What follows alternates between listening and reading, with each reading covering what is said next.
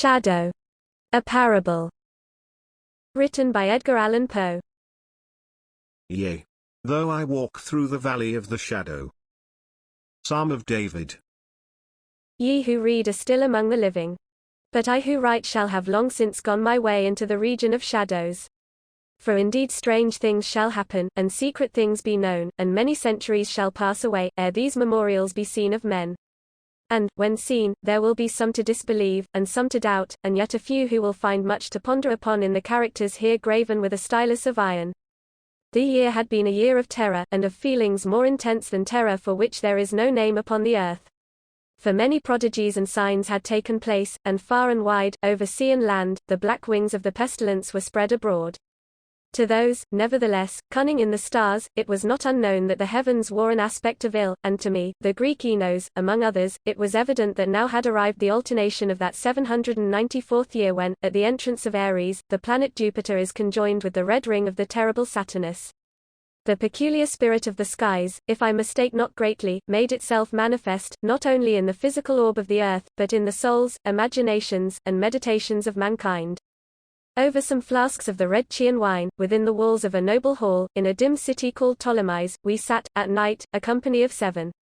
And to our chamber there was no entrance save by a lofty door of brass. And the door was fashioned by the artisan Corinnos, and, being of rare workmanship, was fastened from within. Black draperies, likewise, in the gloomy room, shut out from our view the moon, the lurid stars, and the people-less streets. But the boding and the memory of evil, they would not be so excluded. There were things around us, and about us, of which I can render no distinct account. Things material and spiritual. Heaviness in the atmosphere. A sense of suffocation. Anxiety. And, above all, that terrible state of existence which the nervous experience when the senses are keenly living and awake, and meanwhile the powers of thought lie dormant. A dead weight hung upon us. It hung upon our limbs. Upon the household furniture. Upon the goblets from which we drank, and all things were depressed, and borne down thereby. All things save only the flames of the 7 iron lamps which illumined our revel. Uprearing themselves in tall slender lines of light, they thus remained burning all pallid and motionless. And in the mirror which their lustre formed upon the round table of ebony at which we sat, each of us there assembled beheld the pallor of his own countenance, and the unquiet glare in the downcast eyes of his companions. Yet we laughed and were merry in our proper way, which was hysterical, and sang the songs of Anacreon, which are madness, and drank deeply, although the purple wine reminded us of blood. For there was yet another tenant of our chamber in the person of young Zoilus. Dead, and at full length he lay, enshrouded, the genius and the demon of the scene. Alas, he bore no portion in our mirth, save that his countenance, distorted with the plague, and his eyes in which death had but half extinguished the fire of the pestilence, seemed to take such interest in our merriment as the dead may haply take in the merriment of those who are to die. But although I, Enos, felt that the eyes of the departed were upon me, still I forced myself not to perceive the bitterness of their expression, and, gazing down steadily into the depths of the ebony mirror, sang with a loud and sonorous voice the songs of the son of Teos. But gradually my songs they ceased, and their echoes, rolling afar off among the sable draperies of the chamber, became weak, and undistinguishable, and so faded away. And lo, from among those sable draperies where the sounds of the song departed, there came forth a dark and undefined shadow. A shadow such as the moon, when low in heaven, might fashion from the figure of a man.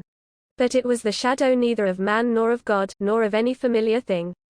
And, quivering a while among the draperies of the room, it at length rested in full view upon the surface of the door of brass.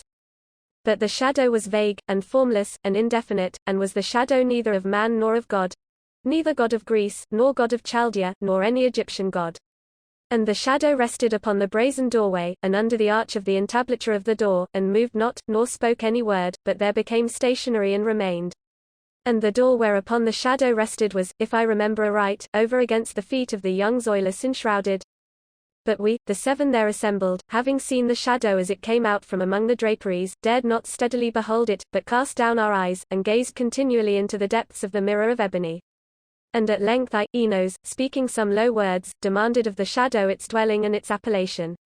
And the shadow answered, I am Shadow, and my dwelling is near to the catacombs of Ptolemais, and hard by those dim plains of illusion which border upon the foul Curonian canal. And then did we, the seven, start from our seats in horror, and stand trembling, and shuddering, and aghast, for the tones in the voice of the shadow were not the tones of any one being, but of a multitude of beings, and, varying in their cadences from syllable to syllable, fell duskily upon our ears in the well-remembered and familiar accents of many thousand departed friends.